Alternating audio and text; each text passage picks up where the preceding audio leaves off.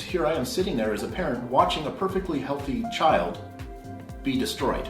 And there's nothing I can do but sit on the sideline and, according to Justice Bowden at the time, cheer it on.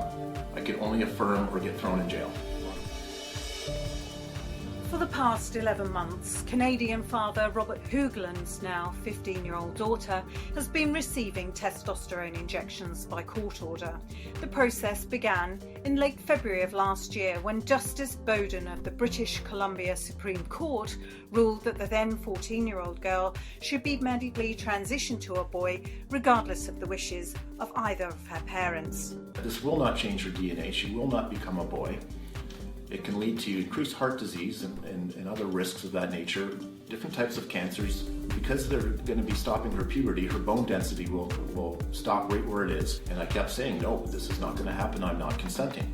Rob was told that if he tried to dissuade his daughter or referred to her as a girl, he would be considered guilty of family violence.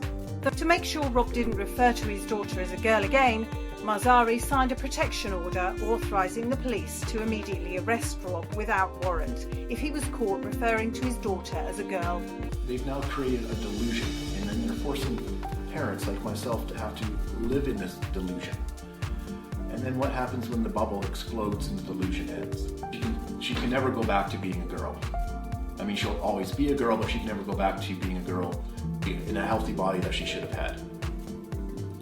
Right? She's going to forever have a lower voice. She'll forever have to shave because of facial hair.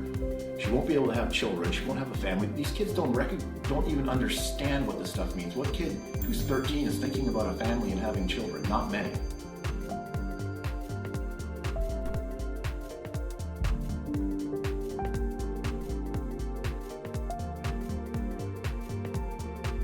Desperate to get his story heard, Rob gave several interviews to Canadian commentators and reporters.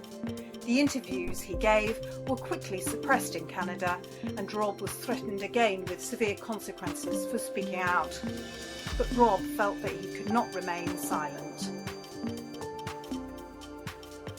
You know, what kind of father would I be if, let's say in 5-10 years, my daughter is detransitioning and she turns to me and says, you know, Dad or Mom, like, why did none of you do anything to stop this? I was a child. Like, none of you stuck your neck out for me back then. You just let me do it because I was an immature kid thinking this was something great. Where were you on that one?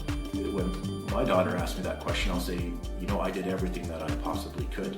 There was nothing more I could do. And then when there was nothing more I could do, I continued on because I didn't want other parents to go through what I went through.